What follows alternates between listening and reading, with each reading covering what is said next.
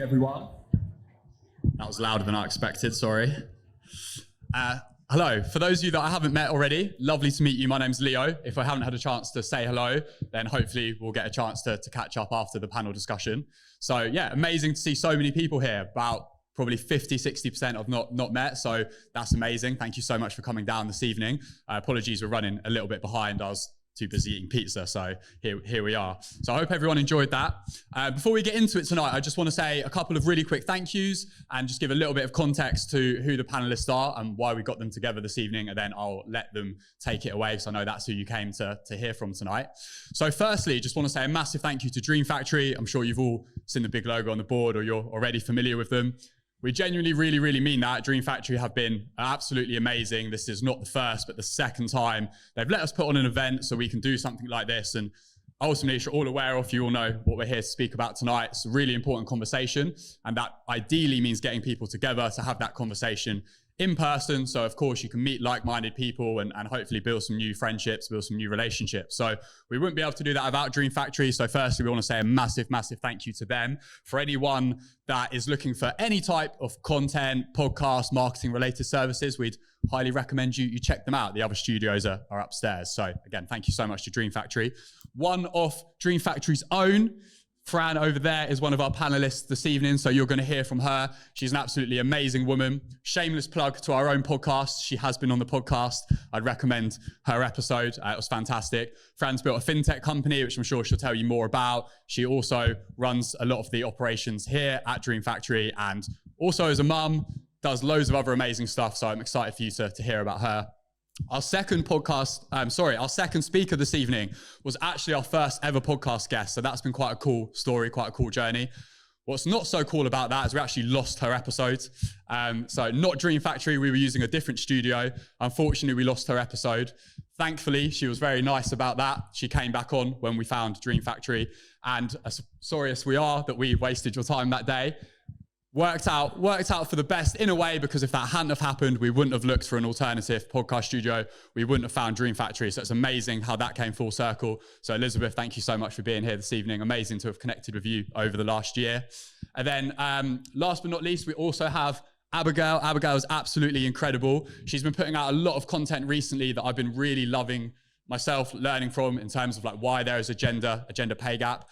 As a guy that was born in the 90s, I don't really know much about the history of that. So I'm really excited for her to be on the panel tonight and pull the discussion together around career, business, and ultimately finances. So that's our panel. Luce, unfortunately, very last minute had a family emergency. So she apologizes for not being here. For those of you that are familiar with Luce, she's incredible. You'll never meet a more passionate woman about these topics. So hopefully we'll be able to do a talk with her soon. And then, of course, we have my co-host, Jenna, who you're going to hear from in a minute. Jenna's absolutely incredible. She's actually extended her trip here in London to do this event tonight. So thank you so much for doing that. So we're very fortunate to be able to listen and learn from her tonight, as she actually does go back to Australia next week. So that's a fantastic opportunity. When I thought about what we wanted to talk about on this panel discussion this evening, there was 4 names that I really wanted. And I was like, if they're not available, I'll worry about plan Bs afterwards, but I'll ask them first. And we actually got all 4. So not only are they incredible individuals, and I really look forward to myself learning from them and hearing more about their stories, but how this is going to tie together, or unfortunately, obviously 3 of them, but how that's going to tie together with the narrative is going to be incredible. So I'm really excited to learn from them. And thank you all so much for being here this evening. Before I pass you over to Jenna, who's going to start with a little bit of a talk before leading the panel discussion, just want to say a massive thank you to the companies in the gift bags. If anyone doesn't have a gift bag, please feel free to let me know. We are out of bags, but we do have more products, so we will just bring you the products. For anyone that isn't familiar with the companies, we've got Day, we've got Here We Flow, who are 2 fantastic period product companies. They're doing some really cool research in the space as well. We've got Phil Lerney's company, HMN24.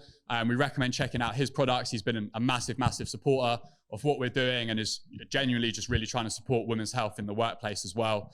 Some of you might have seen our Workplace Buddy box. If you're not familiar, just very quickly, it's a box that goes into companies, selection of products to support women's health in the workplace. Phil has given us loads of products for those boxes. So genuine ally for the mission. So check out his products. We've also got Onbar in there, Parker. We've got Zenergy Mushrooms, who's here. Sorry, where will you sit again? There, sorry, couldn't see you there, it's very bright. Flown in all the way from Portugal. So yeah, there's a few people that have flown in Few people have come down from Manchester. Like, thank you so much. That's incredible. So yeah, I hope you've enjoyed the pizza. I hope you've met someone that's been new and interesting to make that connection. If you haven't met me, please feel free to come and say hello once the panel discussion's done. But for now, I'm going to pass you over to Jenna. Thank you. And thank you so much to everyone who has made it here tonight, traveled far and wide. We really, really do appreciate it. In putting this whole event together, I couldn't help but ask, when was the last time you all felt truly inspired to innovate? And if you're anything like me, it might have been this morning, it could have been yesterday, a week ago. What does that even mean, inspired to innovate? This whole event has come about because of networking, communicating and sharing what it is that is important to you with other people, and asking how you can help those people and how you can connect and make an impact on the world or share your message. And that is really what brought us all here tonight, and I'm really happy to see you all here. And what I've really noticed as well is when I feel the most inspired to innovate, I generally try and turn it down. There's this fear of letting the data drive you. Does it make sense? Is the strategy coming from somewhere calculated? Especially in business, the more risk that you take, the higher risk that you go, you have a lot more to lose when you have a lot more to lose. And there's this fear that comes from changing things. And I found in being in London and having this whole circumstance pushed upon me in terms of changing why I'm here, I really felt myself forced to innovate, but also so inspired to innovate because I was in this new environment and connecting with people that I wouldn't normally talk to and where I wouldn't normally be. And it made me realize that time is really our greatest resource and asset. So unless you're making a light globe or inventing penicillin, you probably might not be the one to do the thing that you think of doing. So you can actually expedite your growth in business and in innovation by learning from the mistakes and the experiences of other people who have what you wish to have. There's a quote by Mark Twain that I really love, and it says, or he says, "There's no such thing as a unique idea, just inspired thoughts." And I don't know if you guys have ever heard of Whitney Hurd. Have you heard of her? So Whitney Hurd founded Bumble when she was 24. She worked at Tinder. And the way that she founded Bumble was by asking questions, questioning everything, which I think is a very female trait, to be so curious and to ask, am I doing the right thing? Surely there's an easier way. Is this enough? When Whitney Hurd rang the NASDAQ bell, her company was valued at $13 billion. So in many ways, she won. Like, if you're a woman in tech, that's ringing that bell and being as established as she is. And Whitney Hurd's only 34. And so when I think of Whitney Hurd, I feel so inspired and I feel pretty shit because she's got 4 years on me and several $1 billion. But I find her thinking and the way that she approached her environment, she came from Tinder. Imagine sitting there thinking, wow, they've invented the greatest dating app, and now she's working there. Her innovation came from her environment and questioning everything. And so what I want for all of you to do is to do the same thing and question everything, accept nothing. I'm here in London basically by accident. And because I was open to change, which is such a hard thing for me to always do, open to networking and meeting people and connecting with the right people and trusting people, I've been able to make the change in my life that has brought me here. And so for all of you, I hope that you do connect with everybody here tonight and speak to people that you don't know. I say look up and get off your phone. I love looking on the tube at everyone who's just looking there quite miserable, and I'm the tube's a big novelty if you're not from London. But thank you again so much for coming. There is one other thing that I wanted to say, which,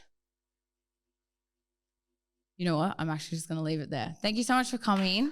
I hope that you all do make a friend, chat to each other, you never know, and that you enjoy our panel discussion. The thing that I actually wanted to ask, this is where I was going to finish my talk, but I couldn't see it in my notes. Being inspired to innovate and being here and the trailblazing women that you are, I would love to hear about what inspires each of you to innovate, and maybe you can let everybody know a little bit about what you do, how it started. We'll kind of go around down the line, and then we can take it from there.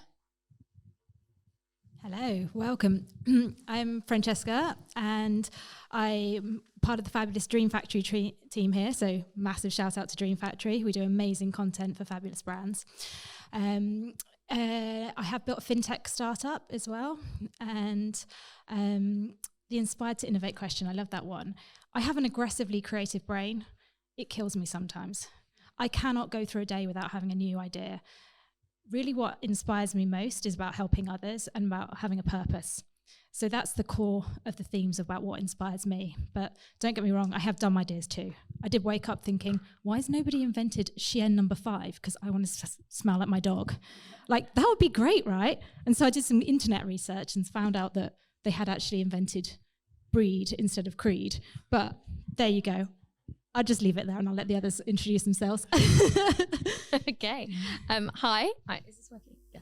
Hi, I'm Abby. I am the founder of Elent Financial Education. So we teach finance in schools, workplaces, all that fun stuff. I'm also a finance content creator and presenter. That has come through the work I do on social media.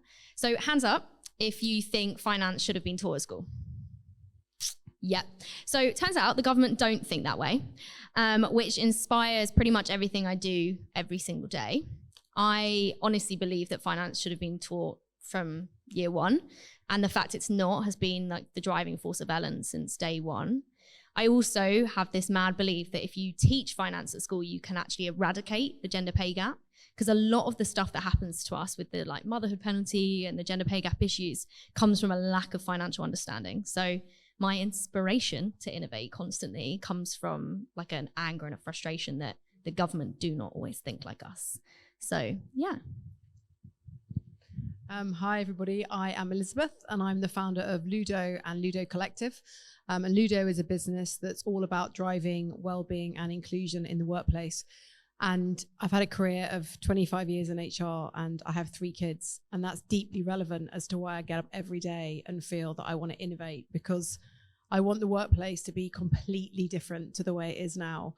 Having had 3 kids and 3 maternity leaves and been an HR leader, I have seen not just women, but that's a huge, huge contributing factor to my motivation to make a change, but marginalized groups, underrepresented, people having a really tough time. And so I want the workplace of tomorrow to be different and inclusive for everybody.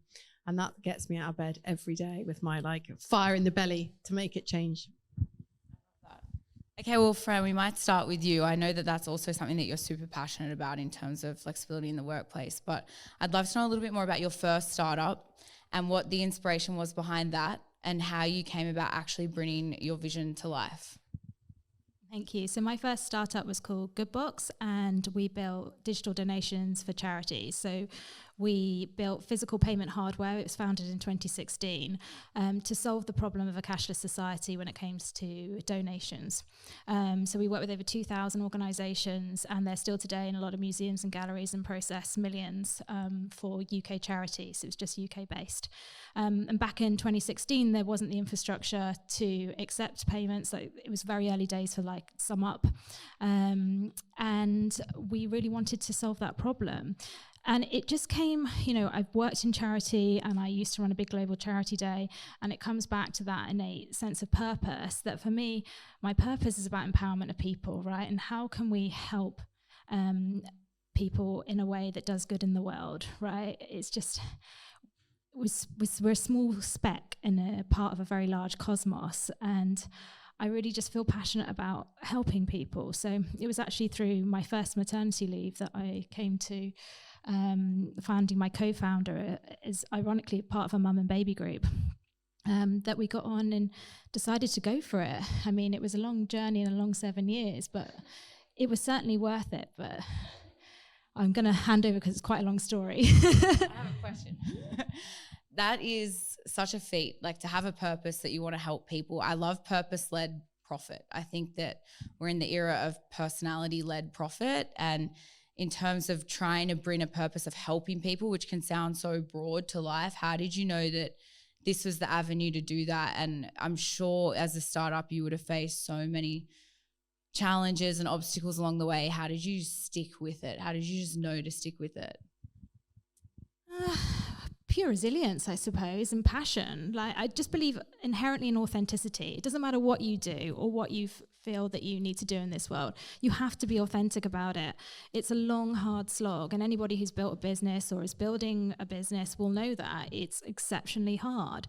So unless you passionately, truly believe that you're doing things for the right reasons, it's going to be a hard one. So it comes back to authenticity. And Abigail, I mean, for you, in hearing your story and your passion in terms of teaching financial education in school and to women, how do you feel that women or female founders in the startup space, what's their money attitude like? How are they in terms of whether it's securing funding or reinvesting into the business? How have you seen their attitudes towards money affect their business growth or fuel it? Sorry, I didn't tell you I was going to ask that question. No, that's fine. So I will caveat this with the fact I have bootstrapped my company, which means I haven't raised. So I don't sit here to claim that I have, and I know exactly how it is. All I know is it looks scary, and it looks like a constant full-time job, which I've already got one of those, so I'm all right. And I would say in terms of female personality, a lot of women in general, not just business owners, don't think long-term enough. We don't think about things like our pensions. We don't think about investing the same way our male counterparts do. And this is a humongous sweeping statement, but that tends to be what you do see. And I think but going back to the investment space or the startup space, you are seeing a huge change. You know, there was that petition that's just been like overturned about, you know, angel investors being able to invest and like that peak limit on that. And I think it just proves that we're actually more vocal now and we're more pissed off when things don't go our way, which I think is really important, because for years we've all heard the same, which is only 3% of funding goes to women and it is what it is and you just let it go. And actually we're just getting more angry, which I think is really important. Go on. We're definitely getting more angry. And I have raised. Can I jump in? Yeah, go for it. I'm keen. And I had 25-year corporate career and then stepped out and thought, I'll set up my own company. That's a good idea. I'll raise some money. Really naive. I was really naive. And I underestimated the absolute battle that it would be to raise money. And I was like, 3% to women. I'm going to be in the 3%. And I just underestimated how tough it really is. And I'm not trying to sit here for anyone raising and say it's dark and it's awful.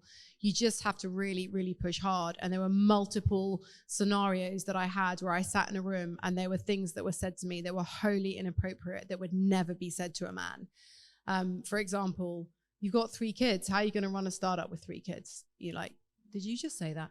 So I think, there is that bias there, and talking about it, which is why I love this questions come up, is so important, because the more we talk about it, the more we get this spoken about and really, raise it. Like, let's shout louder that women need this investment. And while I'm on my rant, there are some amazing stats that show that businesses set up by women are typically profitable more quickly than those set up by men. So there is lots of stuff behind this that we just need to keep championing to help women get the investment they need for their businesses. I love that. And it kind of reminds me of what you'd said earlier in terms of being resilient. And I didn't realize that you'd founded your you'd founded your business when you were on maternity leave. And it made me think of Whitney Hurd as well, because I've seen her giving speeches when she was pregnant. And I think female founders or founders in general have an element of grit and tenacity about them. They've been through harder times, or what it takes to work and to build a business is not necessarily easy. How do you find that you work through that in the professional world, in terms of using that to get things done, and then using that to drive you forward as part of your purpose? Okay, well, firstly, I want to say it's not easy. So I just want to quick sense check. How many people are parents in the room? Got any parents? Okay, a few. And people maybe thinking that might be part of the plan one day. Maybe you don't need to answer that. It's too personal. But because I don't want to put anyone off having kids when I go on a little bit of a mum rant, but it is part of the reason I set a business up, because I needed to design my life and I couldn't fit into the working 9 to 5. And, we were having a great chat before this panel about all things gender pay gap, because it is a massive problem. And the budget came out this week and they're slowly making incremental changes to policies to help women, but it's still incredibly hard. And we need to talk, think about the support network. And for me, I've been able to attempt and embellish, endeavors like entrepreneurship because I had a supportive network of friends and family, and I was fortunate in that fact. But just hearing Elizabeth speak, I've had so many similar stories where I'd go into investment meetings, and my co-founder was a man as well. And we actually met, as I said, because I met his wife through a mummy and baby meetup. So his kids, ironically, were the same age as mine. And they'd go to me, they go, "Oh, you've got 2 kids. Like, how do you do it all?" They never once asked that question to him. And the moment, even in one scenario, they thought that the kids were our kids together, like we were a husband and wife duo. Like the amount of times that I've been subject to these situations, and it is unconscious bias, right? People are saying it in the nicest possible way. And I used to work, before I set up a business, I worked on a trading floor, which was probably, well, as you can imagine, a unique environment.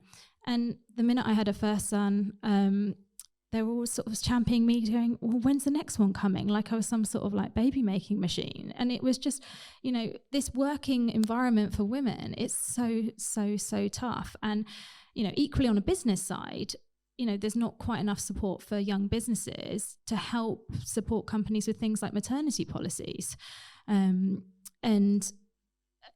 point I'm making in answer to your question is that it's really, really challenging and hard, and there's still a lot that needs to be done. And I think one of the points that if I was to want to say or get anything across tonight is that I really think that more can be done to support working families.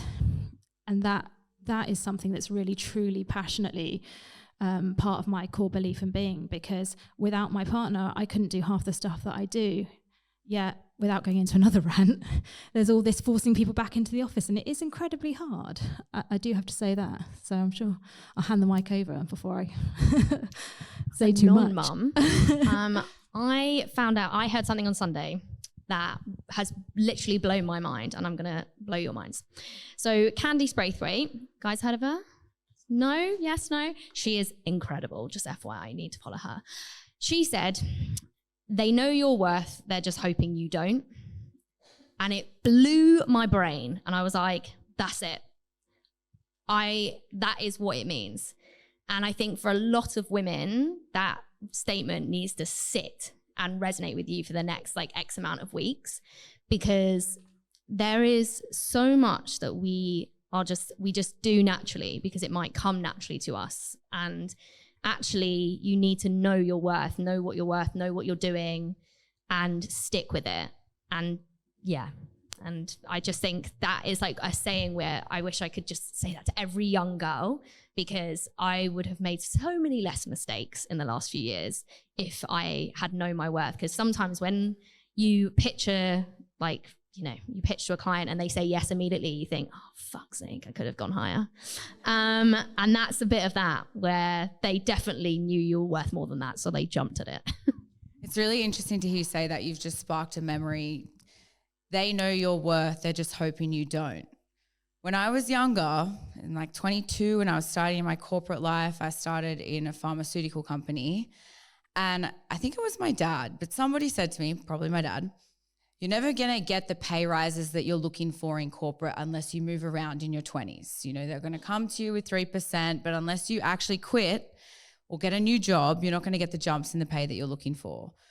And I saw that happened to me. I remember the day that I asked for a pay rise, and I kind of got this, it's not really there. And I knew it was. And then I quit, and they'd offered me a $10,000 pay rise on the spot, which I thought was the biggest slap in the face. And this board of directors that I'd worked for were all older men. And I remember the one day they said to me, "But your dad will give you money for your first house." And I had to move out of home and pay rent to be closer to work, so I wasn't commuting 3 hours a day. And I just felt like nobody really took it seriously. And in moving so much environmentally, and obviously being in the UK, I've also seen how that has paid off. But there's a lot of people, like the whole world, that go and take a career path that should be safe and secure, and they're just not. I think particularly women aren't really respected in that space. And so, Abigail, I'm wondering, like, what are the biggest challenges that you see women face in their 30s or younger women face, and how can you help them overcome those? The jargon. So I think that financially, obviously, so just FYI, I am an accountant and finance educator. That's my whole thing.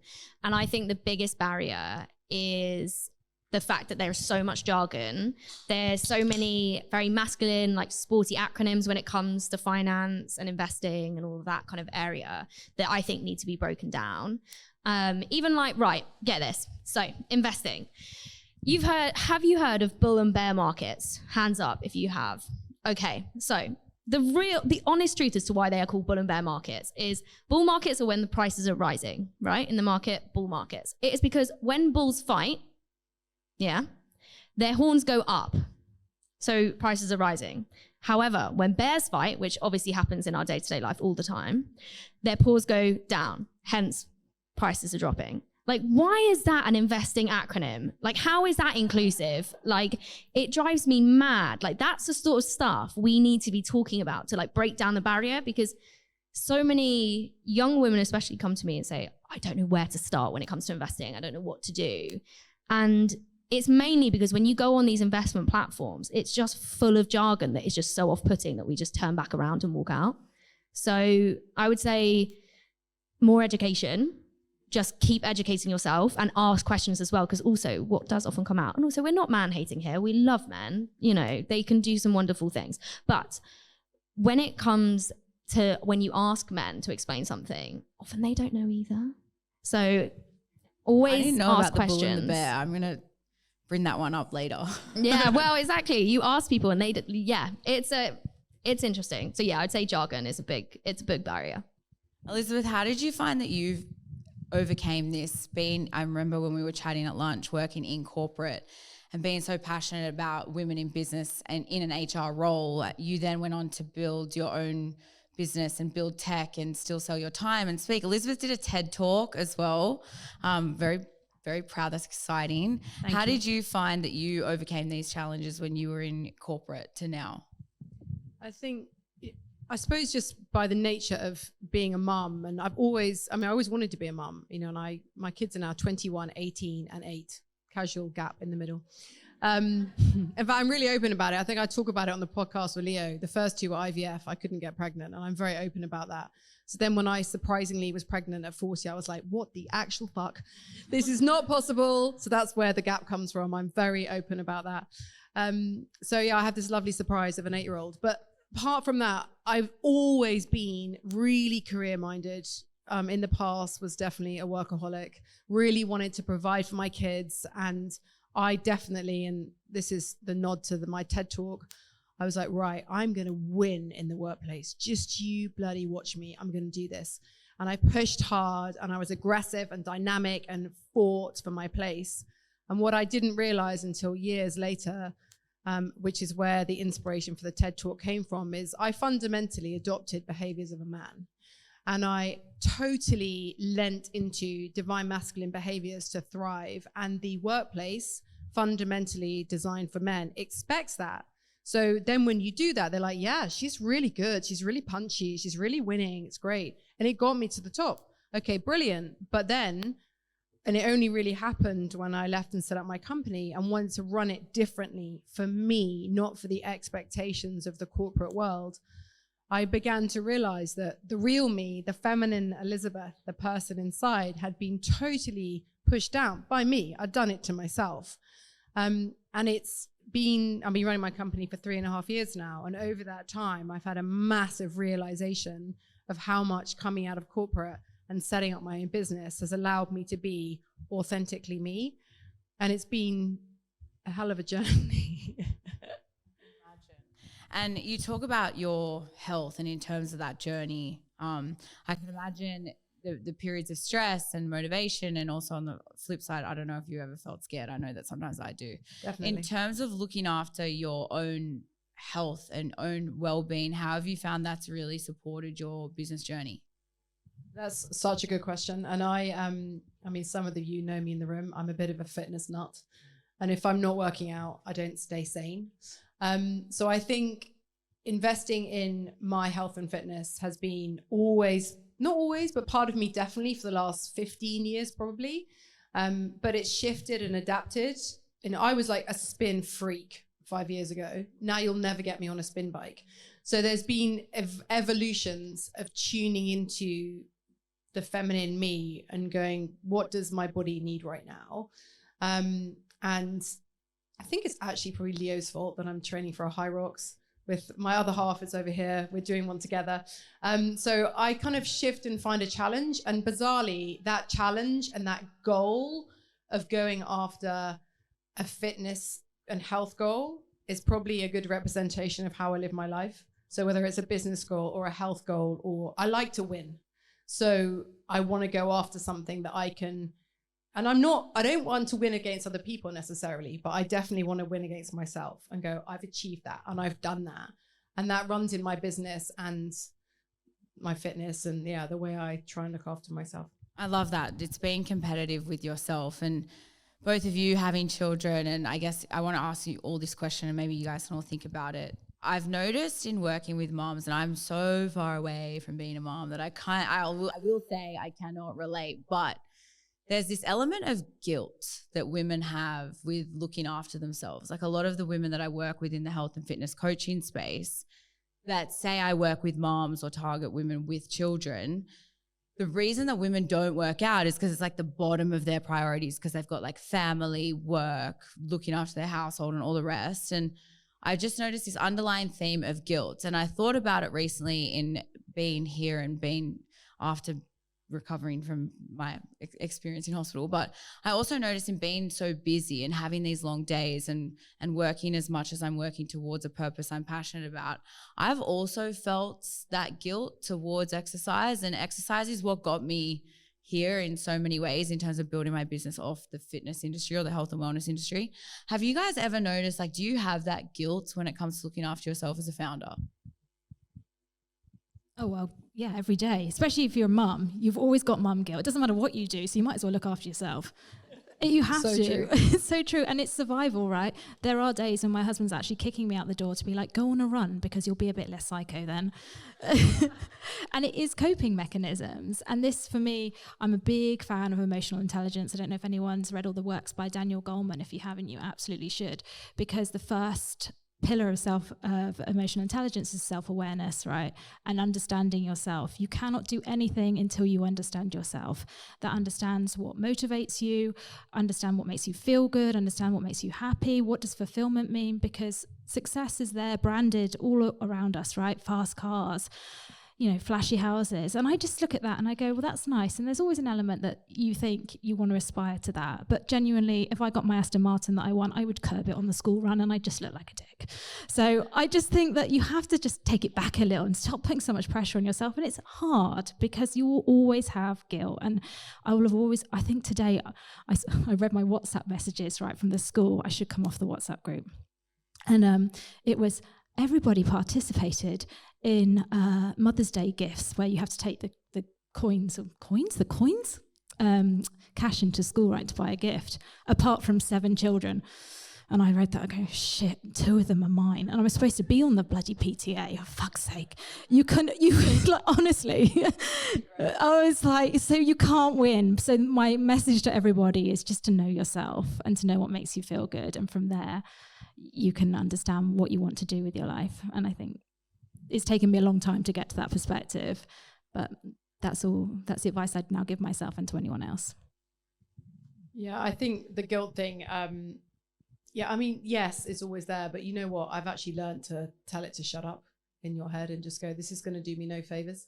There's some Mother's Day concert tomorrow at school. I'm not there. I'm not watching it. I've sent the big sister. So yeah, there's always something you're going to miss. And I think the guilt definitely is there. But equally, for me, know your why. And my why around fitness and health is that if I don't do that, I have no energy for everything else. So it's that whole, oxygen mask first. I know it's a cliche, but you've got to look after you first or you're useless to everybody else.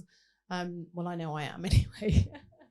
No, I understand that. And I think in business, when it comes to having ideas to innovate and looking after yourself and making time for yourself in terms of being self-aware, I think I'm most creative when I've been consistent with looking after myself and having that spare time alone to myself and in my thoughts. And I've noticed with the ideas that I have had, sometimes I just think, oh, Jenna, that's crazy. Like, are you delulu here doing what you're doing, or is it actually working? And then you win a client or a deal and it's like, you realize like you're doing it, right?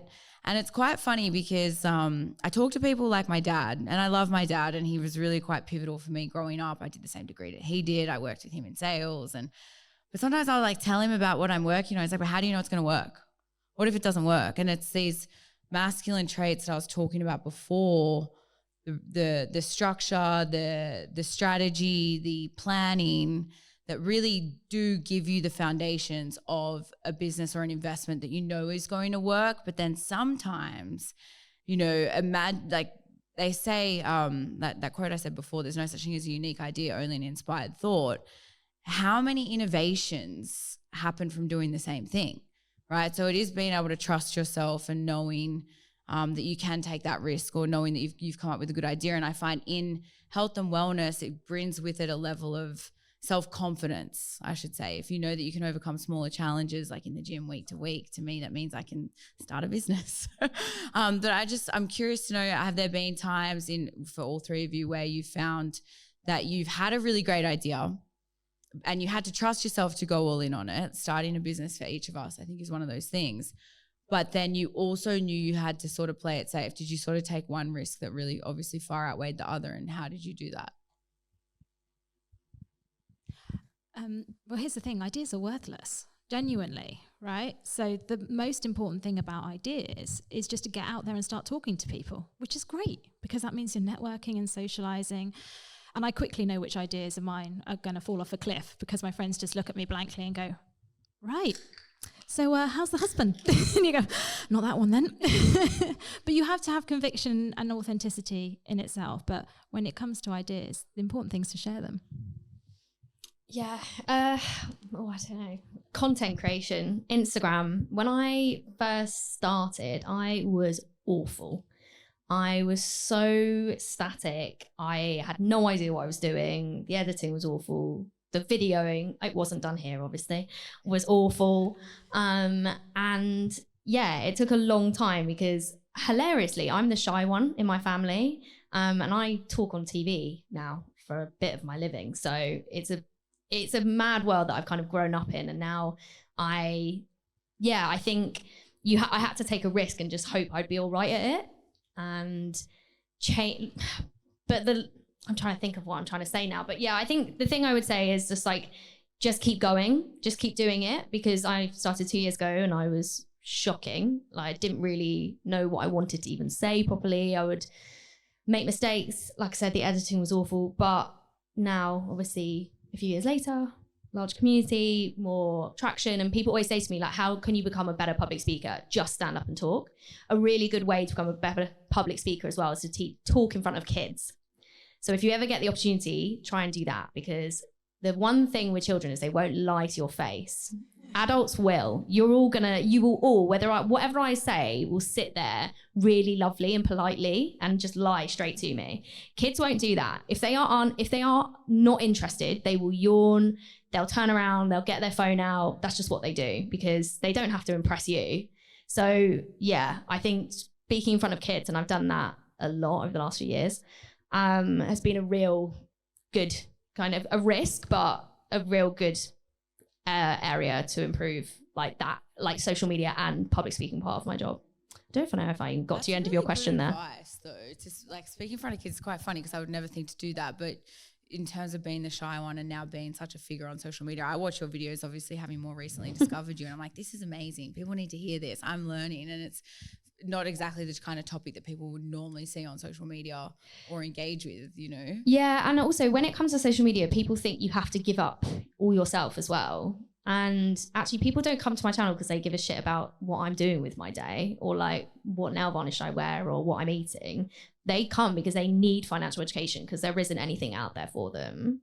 and that's why I do it. Are most of your clients now from social media, or is it more of your existing network?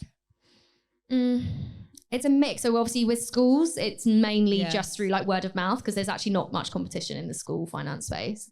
And then in terms, probably everything else comes from social media. But yeah, it's a blessing for sure, but also a curse because it's a lot of work. In terms of ideas, I was going to say about ideas, we learn from failure. So don't be scared of having an idea and giving it a go.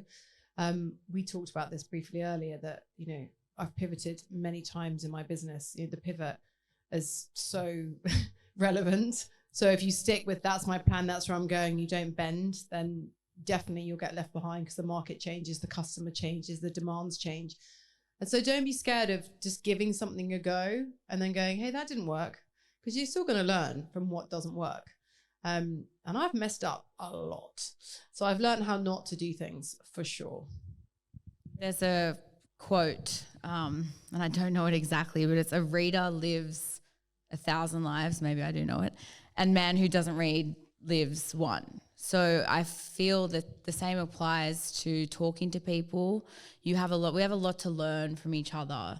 I started growing the most when I left my opinions and thoughts and ideas at the door. I'm quite a stubborn person. Anybody who knows me would know that. But in listening to other people and having so much to gain from them as well, and learning from their failures, their failures can expedite your growth as well. So no, that was super insightful. I'd love to know, everybody here, who has their own business or who is working in a job. Maybe put your hand up if you have your business or self-employed.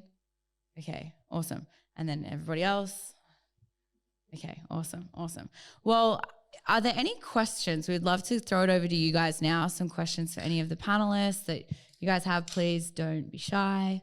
Questions help us learn. Any questions? Yes.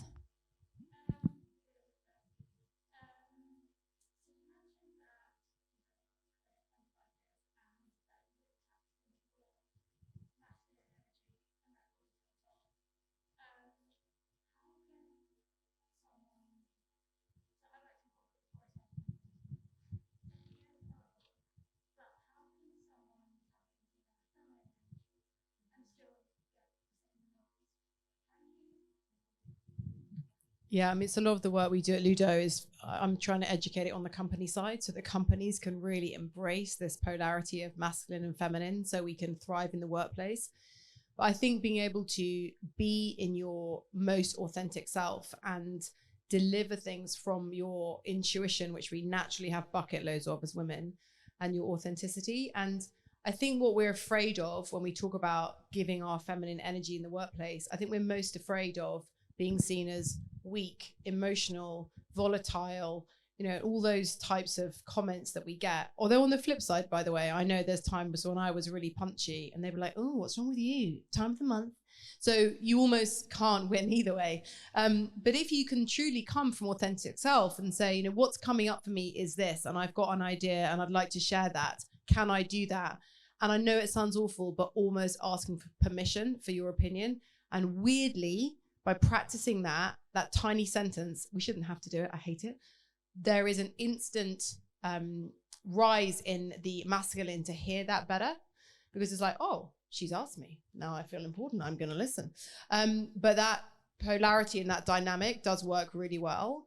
And where there is ever anybody who makes a comment that's inappropriate about you as a feminine, we live in a world now where, thank goodness, in the world of inclusion, DEI, it is okay for you to say, that's really inappropriate and that's upset me and this is why. And just be brave enough to do that. And there are going to be environments where that's really hard, and then there'll be environments where that's really easy. But I invite any woman to step forward in authentic self and go forth and be you. Oh, it was a great question, wasn't it? So I want to come in on this because I wrote an entire thesis on empathy and entrepreneurship when I did my master's at Cambridge, and it had mixed pick up with the supervisors to start with, and by the end of it they're like, wow, you actually taught me something. But what I learned in this whole process is that if you look at successful histories and a lot of the Fortune 500 companies, and you start to understand a bit about emotional intelligence and the dark triad of personality traits, so these are things like psychopaths and Machiavellianism and narcissists, right? A lot of successful companies are run by these types of people. So what you have to understand, because you can never control anybody else's actions or emotions, you have to understand how you react in those scenarios and be aware of them, because they're really hard to spot. And that's not to say that, you know, every successful CEO is a massive narcissist. That's not the case at all. But you never know when you might run into one in your working career. So you need to know how to deal with your empathy, because I'm one of these people that's overly empathic, right? I literally feel everybody else's emotion around me, and I want to help the world and help everyone at the detriment to my own sanity sometimes. So being aware of these personality traits, I would say, would really, really help you and anybody else who has more of those feminine traits in the workplace. Really quickly, I would say call out behavior in other people that you see as well. So do you know what really irritates me on the tube is manspreading, right? And I've started, if I'm with a guy that's doing it, I tell him he's doing it. What's that? What's so when you know when they're like this and they're like in your personal space and you're like, mate, we're all on the tube together, like you don't get more than me just because you think you're bigger. Like, and it gets like, it winds me up. And do you know what? I actually think it starts there, because then when they go into rooms, they I'm sorry, this is a huge sweeping statement. I know there are probably wonderful men in the room that don't do this, but when they go into rooms, they immediately just take up space. And as women, we do this. Like, we're all doing it right now. Like, we immediately will take up a little bit less space, be a bit more petite. And actually, I think it's just important that you start calling out the things that you don't think are that big a deal. Like, yes, you know, by manspreading, you're not harming anyone. But it's those sorts of things that like have a knock-on effect to other things that they're going to do, and they're going to think twice when they get on the tube and actually there's 2 armrests. Let one go. Like, no one's going to die. You can just have the one. Well, yeah, you know, you can go whichever way you want. I think it's really important to call the little stuff out, because then it builds. How would you call it out in a professional space? So, like, is it more about speaking, coming back to the question, is it more about saying, I have an idea or I disagree, or is it that you would call somebody out for behaving in some type of way? Giving yourself a voice or? Yeah, no, absolutely. So, and we do unconscious bias and microaggression training through my company, and we talk about this in the training. So if you feel that somebody has spoken to you in a way that it could be a microaggression, or they've been biased to you in some way, how do you give that feedback? And what we tend to do more as women, and there's been research on this, than men, is we go, and we laugh. And then we step away and say to our girlfriend in the office, that was outrageous, but we don't necessarily address it head on. And doing that takes courage, particularly if you're fearful of the impact on your job. And the way that we invite people to do that in a safe space is, if you don't feel you can do it in the moment, do it later, and you can always take somebody with you, and be able to say, can I talk about earlier in the meeting, something happened and this is what came up for me, or this is how I felt, and be able to share that and invite that person just to hear you and say, we may not agree on this. And the language we use around that is a place of acceptance without understanding. So those 3 words, acceptance without understanding. It's important to me that you accept how that made me feel. I don't need you to understand, but I do need you to accept that that's the impact on me.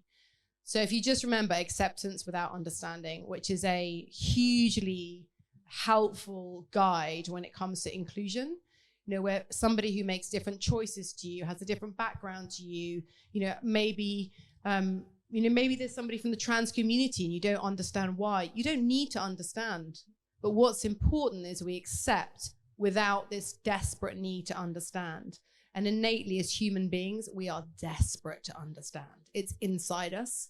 So just pay attention in your own bias when something comes up, and notice when you feel the need to understand, and then let it go. Yes.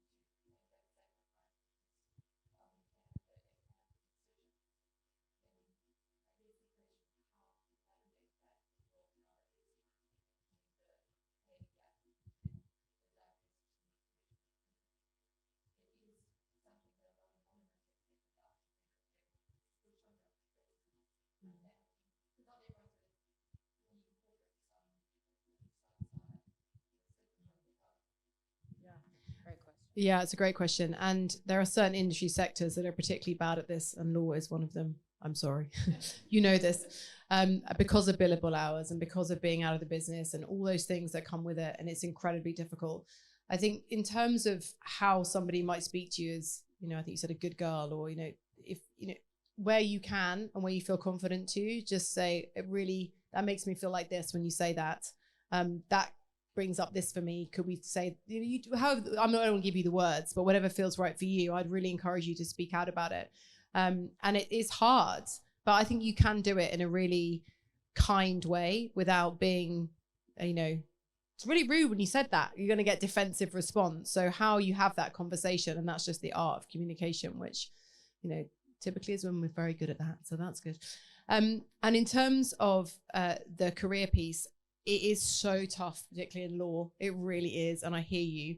And I know there's been certainly women I know who have taken a completely different, there's 3 women I know that set up their own legal practice as a result of having children, because they couldn't hack being in one of these big firms anymore that did that. And it shouldn't have to be that way. So raising it with your HR team, with your whoever runs your DEI well-being, like really talking about the impact on women and ensuring that there is policy in place and support for women. And there are some legal firms doing this really well. There's a woman called Natalie Sutherland. I don't know if she's hit your radar, who's a lawyer who she runs something called Fertility in the City. And it's all totally been about law and women in law and having babies. And she's expanded out now into really driving policy to make the legal world fair for women. So she's probably worth looking up, because the work she's doing, she's working with lots of legal firms to get those policies in place to protect and support women in your situation. But you kind of got to champion from the inside. Does anybody else have any other questions? A question from anyone? Yes?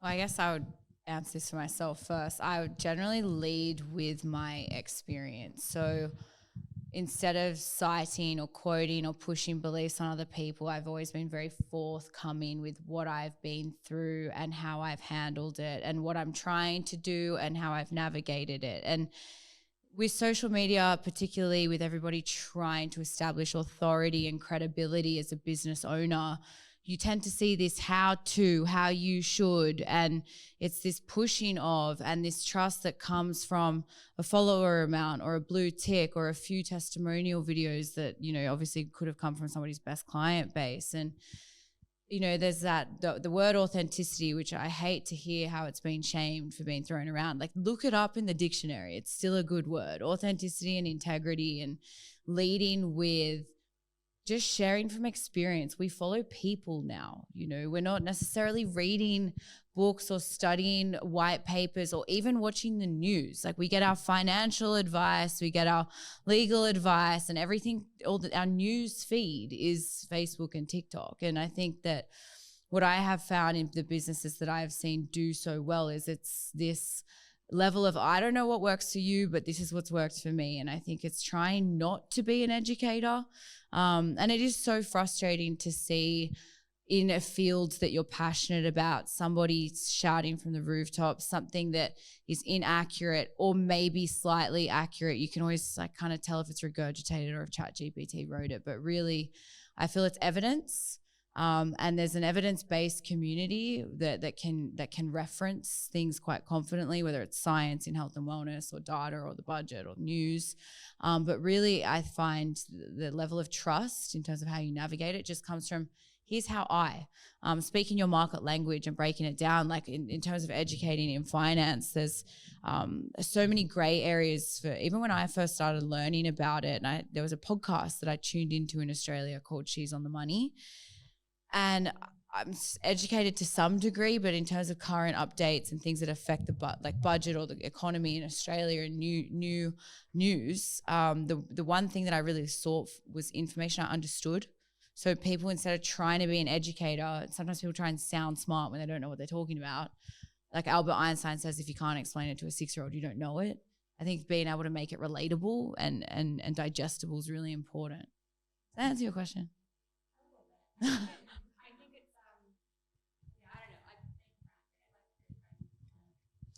Yeah, so I am a qualified accountant. That is my profession. So that's where my education came in. I studied accountancy at uni. That was kind of my trajectory. Actually, that's not true. My trajectory was to be a hairdresser. Everyone in my family is a hairdresser. I went rogue and went to uni. That was revolutionary. So I would say, sorry, getting back to your actual question, having my qualification massively helps. I also do sit on the other side of the fence where I just do education. I don't really, and I make sure it's quality. I make sure it's right, because also I'm ACA chartered, and that means that my body review pretty much everything I do. They are constantly watching my Instagrams, so I know that it has to be right. I also have spent a long time explaining finance to 6-year-olds, so I do know it quite well and I can break it down quite easily. So yeah, I would say when you're online and you're looking for an educator, just look for someone that you feel like you could chat to, just like you. And that's not going to be the same for everyone. I am not going to be everyone's cup of tea. I've got a really good friend called Peter. He's got the conversation of money like as an account, and he speaks to a completely different demographic to me, but we are both meant to be there. And I think that's really important as well. There should be more, but yeah, quality and education led behind it for sure. Right. There was another question. Oh, sorry. No. There was another question over here. Yes.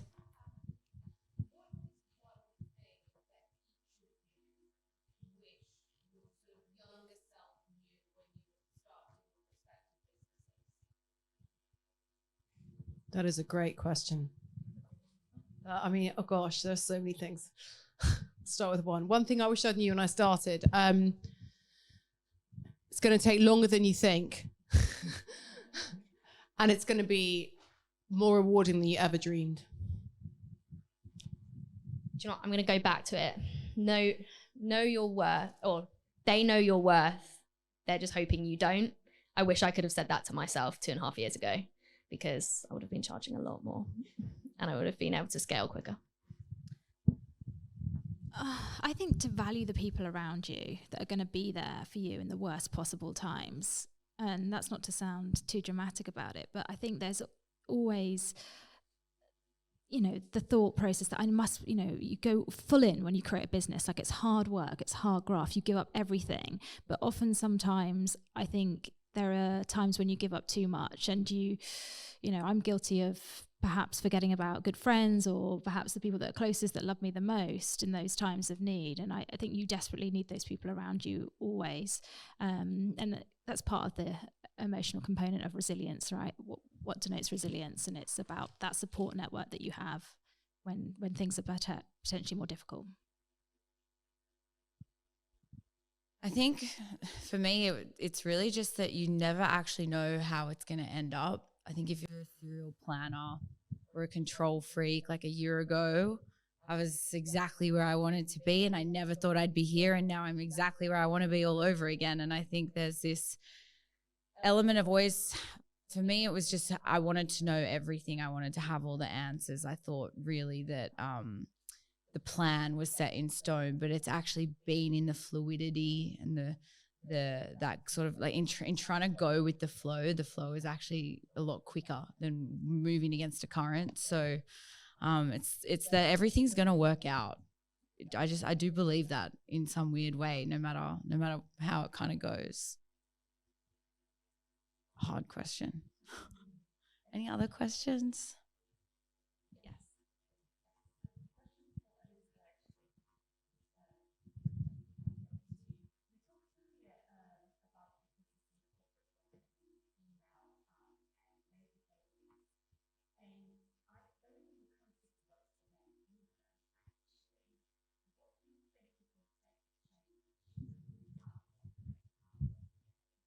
I love that question. It's a big question. I also want to caveat, actually, that when I talk about masculine and feminine behaviors, they're not necessarily identified to the gender. So I suddenly had realized I hadn't said that. Yeah, we all lead with one or the other, and it's not gender specific. But so I just add that in before I confuse anybody on that chat. But in terms of, you're right, it doesn't work for men. I think a big piece of this is education. You know, the work, you go back to, I don't know, 80, 90 years ago, you know, you look at the workplace then versus what it is now, and the role in which women play in the workplace. And it has changed exponentially. And we need to be able to educate everybody. It's not just about educating women on how to thrive. We need to educate the men too, or however you identify. And I think that's really, really important. You know, we're here talking about so much of the theme is health and well-being. And I'm sure you know, most of you've seen that the impact on women's health in terms of increased stress of how women work now is, I mean, so this happened to be at an event this afternoon, and this is fresh in my brain now, where, do you all know Gabor Mate? So Gabor Mate, Gabormate, look him up if you don't, amazing man. And he said that 80 years ago, autoimmune conditions were 50-50 men and women. Now, for every 3 autoimmune conditions for women, there's 1 for men. So women are exponentially getting more and more autoimmune conditions. And his theory behind it is the level of stress that women are under. So we were the homemakers, you know, 80, 90 years ago, and now we're the homemakers and we're also the earners. And the impact on, you know, you look at the budget, cost of living, all these other things, you know, more and more families need 2-parent incomes to be able to survive. So there are so many stresses and so much impact around all of this. And this piece on women's health is huge. That's just one stat that he threw out today at this talk I was at. And so this education across how we collectively support women to thrive is an education for men too. And we are seeing increases in conditions for men too. So there is an overall wider stress that we all need to begin to contribute, share, support, and come together so that we can all thrive. And you know, we touched on inclusivity and driving flexible workplaces. You know, you're not an inclusive business if you don't support flexible working. And let's stop flexible working being a mum thing. It is for everybody. It's for the men too. So you're right, the men are struggling too. So how do we support everybody to work in a more inclusive way that's right for that individual, not the company as a whole? Does that answer your question? Sorry, I went off on one then. Did you have a question too? Yes.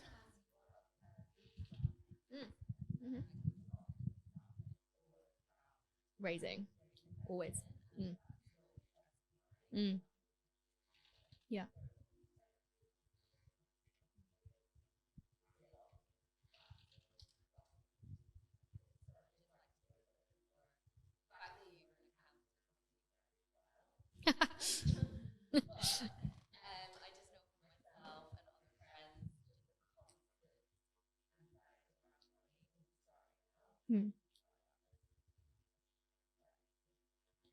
Yeah, the world is like the startup events, like they're all brilliant, but they are mainly based around if you're raising, and it's quite alienating if you're not, because you go in and someone's like, how much have you raised? Oh, nothing. Oh, okay. And that's like can feel really off-putting, but actually I'm like, well, I still own 100% of my company actually, so thank you very much.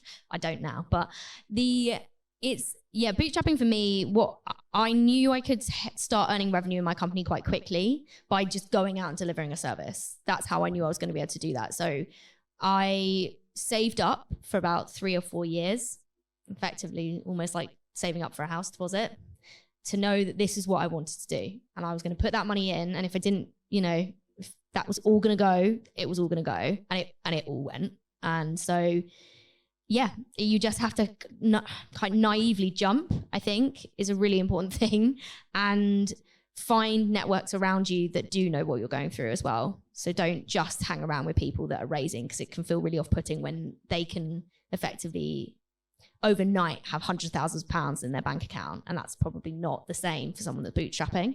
So yeah, for me, it was just kind of steadfast that I knew that if I went down a VC route, they would kill off effectively a part of my business that I loved, which was the school stuff, because it doesn't make that much money.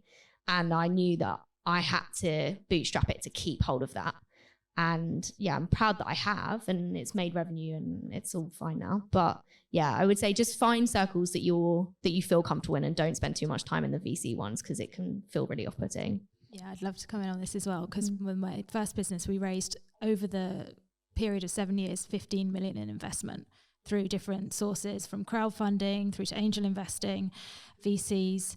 And I can tell you it's really, really hard. And like, you know, a lot of that success, I have to give credit to my white male counterpart. He was brilliant and he was an ex-investment banker. But in some respects, we raised too much money. That's one of the learnings that I learned from that business. It doesn't teach you discipline around how to spend your cash. You lose control pretty quickly. So, and that's a major, major factor. So I really admire small, profitable businesses that sustain an income for the individuals that are running them. I think there needs to be more people championing these businesses because they're amazing. You know, I asked my son the other day, what does he want to be when he grows up? And he said, yeah, Mum, I want to be like professional footballer, professional tennis player, and a window cleaner. And I go, and you know, and I thought about it. I was like, do you know what, son? You know, you do whatever makes you happy, love. And then I thought, window cleaning is probably more profitable than a lot of startups I've seen, like genuinely. And we need to champion more of that, because it's all about control. And I think this is why a lot of females go into entrepreneurship or into creating their own businesses, is because they want control. And that is so valuable. So yes, it's flashy to raise all this money, but there are other ways, and I'm not denying it's not hard. And one of the things that I say to myself is, what is the worst case scenario, right? Thank God for Lidl, like making things a bit cheaper, like, and the quality's pretty good. I'm not sponsored by Lidl, but like, what is the worst case scenario? Like, how much money do you genuinely need? Because if you do have children, there's a cost, an extensive cost to childcare, and children's mental health is suffering because their parents aren't around quite substantially. So what do you really need, and what does really matter to you? And yes, we all need a bit of money, but it's not always everything. And you might tell me off for this because it's the finance one, but yeah. No, it's fine. One thing I just wanted to say really quickly, if you are going to bootstrap, is don't spend £2 trying to save one. Like, invest in things, but do it like calculated. So like, I think at the beginning I was buying like the cheapest light that broke, and I had to replace it like 3 or 4 times for like video purposes things. I'd constantly go out to events that I probably wasn't that bothered about, but I was like spending money on tickets just to be out, to just be seen, to be going somewhere. So I would say, if I was starting again and bootstrapping, I'd say like fully bootstrap, like pull up your boots and just like be like, invest in things you need to invest in, and don't invest stuff you subconsciously will know as well what you are wasting your money on. Like, you know, I'm not plugging Dream Factory here, by the way. I was going to say, here's my time to plug Dream Factory. I was going to say, like, when I... You teed it up perfectly, Abby. Yeah, but last year, like, Instagram was going all right, and I was like, right, how do I make this slick? And I joined Dream Factory because I was like, I want it to be, like, for want of a better word, really, really good. Like, I just want it to be clean, I want it to be done, and I just want it to be, like, the best it can be. And so I effectively invested like in this for myself, and I knew it was like probably the most expensive thing I was going to buy, but it was really important for me, and that has obviously gone all right for me, because I had like a video on Instagram that I had like 3,000 followers on the Friday and like 35 on the Sunday, like 35,000. So, you know, when you start producing quality and you start investing in quality, it does pay off. That's what I would say to bootstrap, and also all businesses, but yeah, specifically that. I'll just pile in with my 2 cents on it. I bootstrapped to begin with, and then I took angel investment. I don't want VC money. I tried it, I thought about it, and have U-turned on that. But all I would say is there is no one size fits all, and it completely depends on your business. And I needed to raise money because we built a tech platform. So we have a tech platform that offers support on maternity, menopause, fertility, health, and mental health. So it's like a kind of instant access EAP style program for companies. So companies subscribe.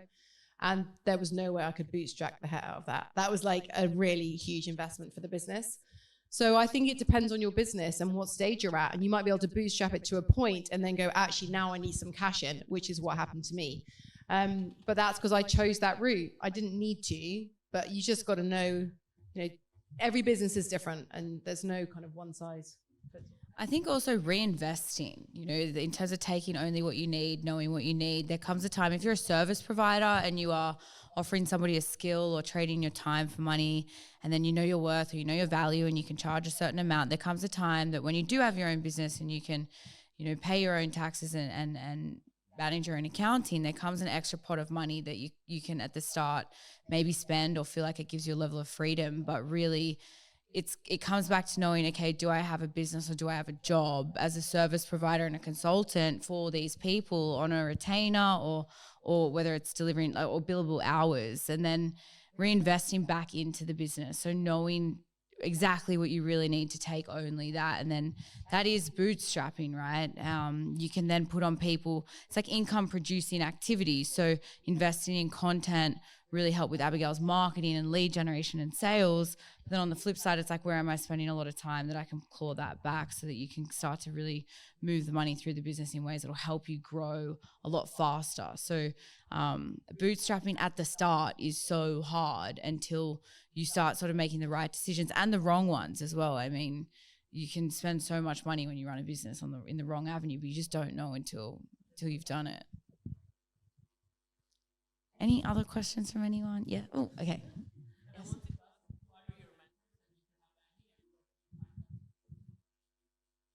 Great question. I have a mentor, an unofficial mentor, and it's somebody I worked for years ago. We headed up HR at Planet Organic, and he was the CEO. And he is the man I learned the most from. He's an incredible human. And since I left there and went on to other companies after that, I've known him for a long time now, and he's always been there for me. And so I found him by accident. So I don't really have a great mental story, but I can always pick up the phone to him now and go, can I talk something through? He's an incredible human. I have always had a few really like insightful and inspiring friends that I could lean on, but when my business really started to grow, I felt that it obviously outgrew my capabilities. Like I didn't know what I didn't know. And I met my mentor in a gym actually in Bali, and he's here in the back. Hi, Mehdi. So I met Mehdi as a mentor in my current business, and I met him in a gym. It was again through networking and having a conversation with people and sharing what it is that you're doing and what it is the impact that you're trying to make, and establishing common ground in that regard. And I find with mentorship or people that you are gathering advice from, it's always like, where are they in the journey of where you want to be? And is it one step ahead or is it 10 steps ahead? And it's really just through asking how people have navigated any particular situation that you're trying to navigate as well, like in terms of the stage of business that you're in, and trying to learn from people who have also done or been through that as well.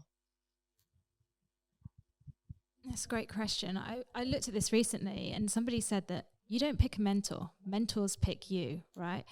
And that really did resonate with me, because I have people that are role models to me that I aspire to, but mentors will move heaven and earth for you, genuinely. And it's really cliche, but my husband is a really good mentor to me. Like, I will tell him everything and he'll turn around to me and go, yeah, Franny, right? Like, that's not you. And, I've had the privilege of being with him for 20 years. So he does know. So I think, just finding people that know you and love you regardless. And I think they'll be really strong mentors for you, is my advice. Yeah, I'm trying to think, because I've sat like the other side where I've listened to panels be like, yeah, and like kind of what you said, like, yeah, CEO of Sainsbury's is my mentor, and like CFO is Tinder's my mentor. And I'm like, how do you find these people? Where are they? And I think something I realized is like you can get mentorship from a lot of different people. It doesn't have to just be from one person. And you also don't need to be their best friend. You can just seek them out on LinkedIn, on social media, at an event, and ask them a question. Because like just one question, and get so much out of that. You don't need to like pay them to have a sit down hour meeting and them to become your all and everything.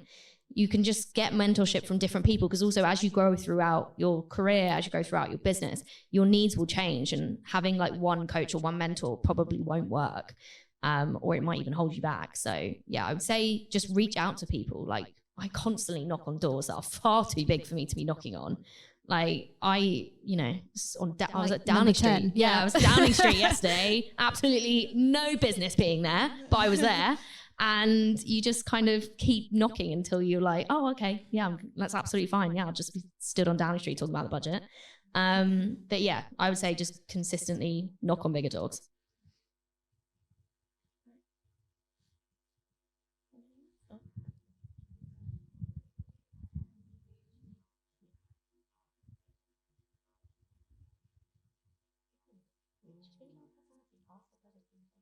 I'm going to go with Candice Breathwaite.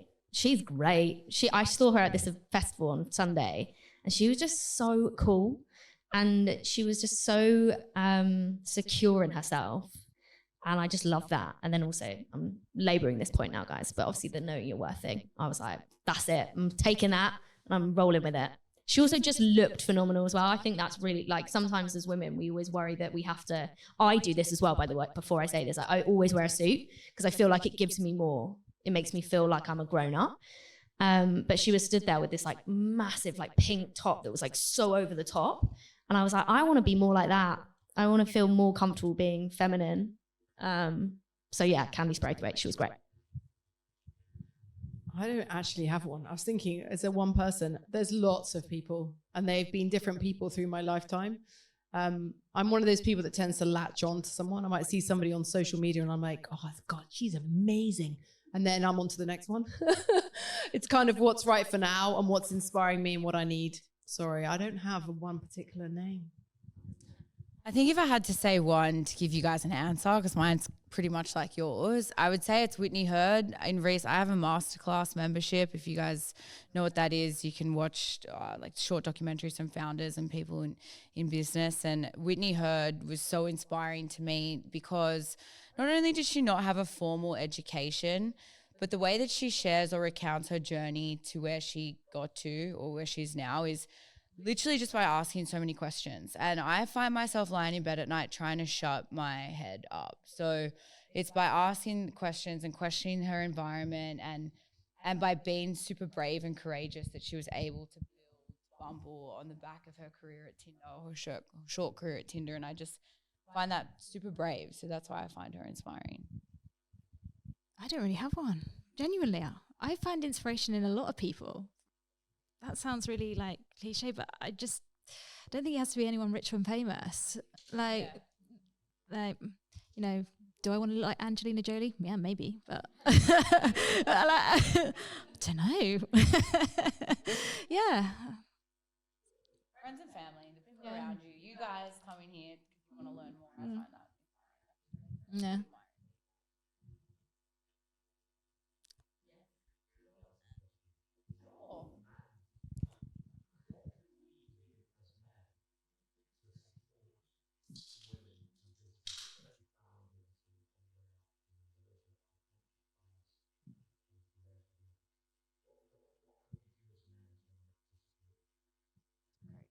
Do you want to answer Do you want that? to take it? This is my husband, everybody.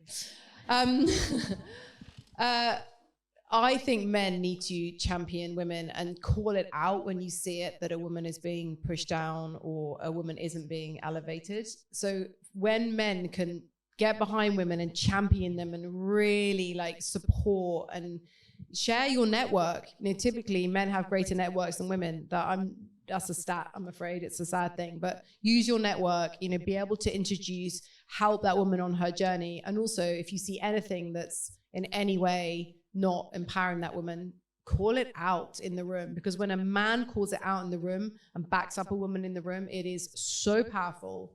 I think that men can really champion women in that way. Less manspreading. Cook.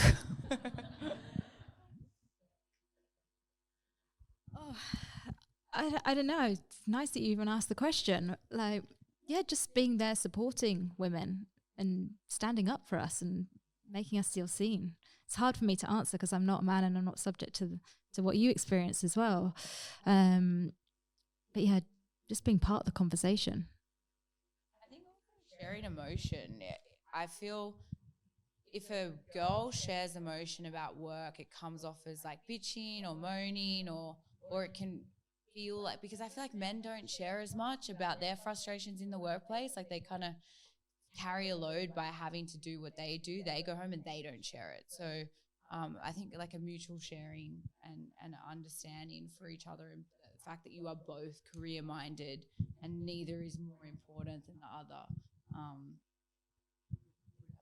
I would imagine. I can't really tell you. Yes.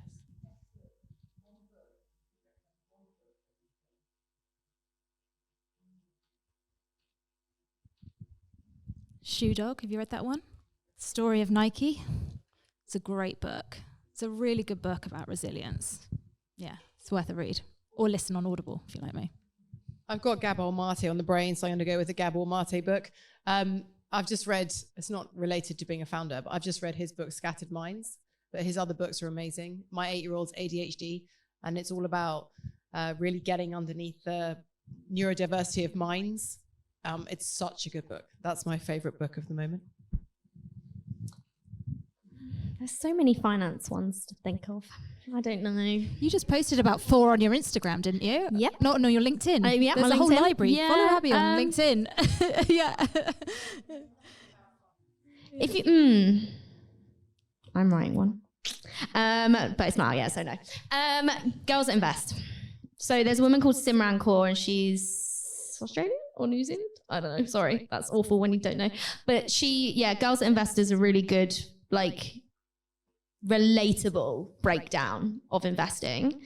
And I think I would suggest that as like a number. There's obviously like Rich Dad Poor Dad, Psychology of Money, but like if you actually want to action something and walk away, that Girls Invest.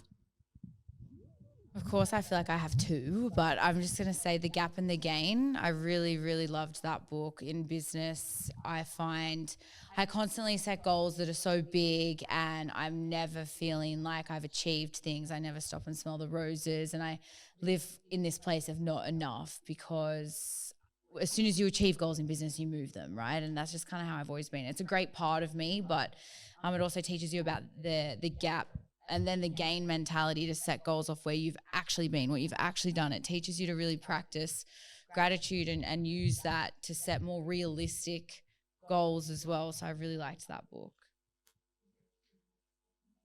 The second one was Jay Shetty, Think Like a Monk.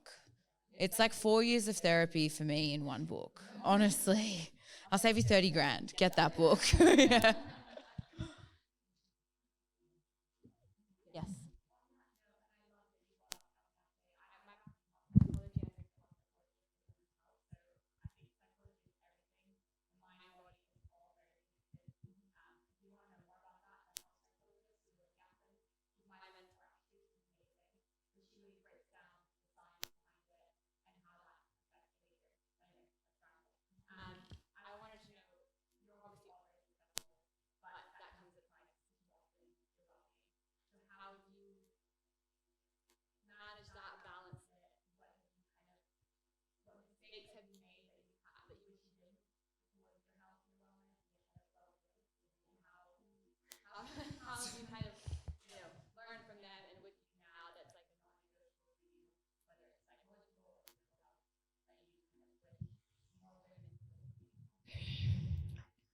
I don't usually do this, but I'm going to go full vulnerable with you. I'm not doing very well. I am exhausted. And I am hoping that the 2 women either side me are about to tell me what I'm meant to do with my life. But the success on social media and online, and when people are like, how do you do it all? I'm like, I'm not. I'm exhausted. I don't go to the gym as much as I want to. I can't remember the last time it was about 3 weeks ago when I sat down and had dinner, because I've been at events pretty much every night. So yeah, full vulnerability. Like when it looks like people are like bossing it, and if it looks like they're doing too much, they probably are and haven't worked out where their boundaries are, which is where I currently sit, but will be changing. So hats off to you. Yeah, that's a really hard question emotionally to answer. I had to burn out to slow down, genuinely. And I had to hit burnout, and I did hit burnout. It was awful. And yeah, thank you to Byron that's helped pick me back up on the floor in many ways. But I didn't realize I'd hit it actually. And I'm going to go full vulnerable. I'm doing it. I'm going with you. I actually thought I'd hit the menopause. So I went for all these tests, and I hadn't. And they did this test on, it's called a Dutch Plus test. And they did this test anyway, and I had the call afterwards, got all the results, and she said, you're not in the menopause, but you've hit full burnout. And this is a full burnout profile, and you need to take 6 months off. And I went, the laughing thing. And I was like, shit, that's just not going to happen. But it was a massive wake-up call because I was pushing and pushing and pushing and pushing, and I wasn't stopping. And so it has completely made me revisit the whole way that I run my business, run my life, look after myself, and it was brutal. So my invitation to anyone is, if you are not sleeping, totally exhausted, burning out, not having dinner, not sitting at the table, stop, prioritize you, and know that you are way more productive when you slow down. And I slowed down because I was made to, and weirdly, it's kind of paid off to make me go faster, but I never would have known it had I hit the wall. So yeah, it was a bit shit. Yeah. Amazing respect to both of you for sharing that. And I have quite a few vulnerable stories, but just to keep it short, I think the two things that come to mind for me were, I remember when my company that I exited, and it wasn't on good financial terms. So it's interesting that you mentioned success, because I always come back to this idea of success. And what does that really mean for you? Is it not more about fulfillment and what have you achieved? It's really hard in the moment to see these things. But in retrospect, I really look at the journey about what did I learn and what is fulfillment. But at the time, it wasn't fun. I've burnt out more times than I can remember. I've had massive panic attacks. And if anyone's ever had a panic attack and knows what that feels like, I actually thought I was going to die. I was getting my nails done at the time. And I think it was the whole process of just talking out loud to somebody that set it off. And I thought I was going to die. And my nail technician was brilliant. She just goes, Fran, just breathe. You're not going to die. Like, and if you do die, your nails are going to look great. And I'm like, thank God for that. Thank God. So like, and the other point that I want to make is I remember raising investment. And as a woman, I was pregnant with my second child. And I kid you not, I kick myself to this day. I apologized to the investor. I was in labor. I apologized that I couldn't take the meeting. I was in labor. Throughout my entire pregnancy, I tried to hide the fact that I was pregnant from him. I just said that I was eating too many cakes. And I even thought I could get away with actually having the baby. And I never took more than 2 days off of my second child. And I regret that to this day. And that, I think, is the pressure that women are under to try and be successful. And was it worth it in the long run? No, not at all. But I've learnt those things now, and now they're old enough to spend some time with. I will take more time out with them because I will really value that time that I get to spend with them, because life is short, and that's, I know they matter to me, and so that's what I'll do. I think at the end of last year, I really did burn myself out. I got really sick, and I was in a coma for 5 days, which is the reason that I, stayed here longer than I anticipated at the time. But it made me realize that if you were to die and fall off the face of the earth, I know it's like a heavy thought, actually everything continues. It's really sad. Like, a few people really close to you will be really affected by it. But if you've ever lost someone close, like everything kind of just moves on. And the hardest part about that is when you're trying to make an impact and change the world, really it's in recognizing that whole world's going to move on without you. It's like that whole dust to dust mentality. And I know that might sound heavy, and I don't want to leave it on a heavy note, but it's also knowing that if you're really passionate about making a difference, you have to lead from a place of enthusiasm and fulfillment and passion and purpose. And you kind of lose that when you're constantly on the hamster wheel, that comparison, that guilt, that shame, and not sleeping and not thriving. And I've read Stillness is the Key by Ryan Holiday. That book is life-changing, actually. They say that stillness or the universe, solitude is the university of creativity, and sometimes it actually is slowing down and taking a day to yourself that you can really find these moments that are the most inspiring and exciting. But yeah, I think in terms of burnout, if you don't do it, someone else will. So like, just take a minute as well, because there's nothing that's that important that it's more important than your health. I think that we might have to wrap it up there. Leo, do you want to come here and do that? Thank you everybody so much for your questions though. Quickly. That was incredible. Thank you so much. I really appreciate the honesty and vulnerability in particular. That was, I know, so useful for me at the moment. I'm sure that was for everyone here. That was so incredible. There's nothing I can add to that. I won't even try. But just very quickly, because I forgot earlier, we did make a WhatsApp group. I feel like an underlying thread from this evening is obviously more connections, more support, more community is obviously so valuable. Completely forgot to tell you earlier, we made that WhatsApp group. There's already about 30, 40 amazing people in it. The main goal of it is just to share events that we're going to, so you can meet up with some friends, meet some new people there. So please feel free to join that group. I'm sure Jenna will put that in the email that will go out like tomorrow or whenever. Message me on Instagram or whatever. Make sure you find that group. But again, thank you so much to our speakers tonight. If you did enjoy that, make sure you let them know, because I now feel a bit guilty that they were all here this evening. So find them on their relevant channels, which I'm sure they'll shout out in a second and tell you where you can find out more about them. Make sure you drop them a message and say thank you if you learned something or you got some value from that. But for now, put it together, guys. Thank you so much.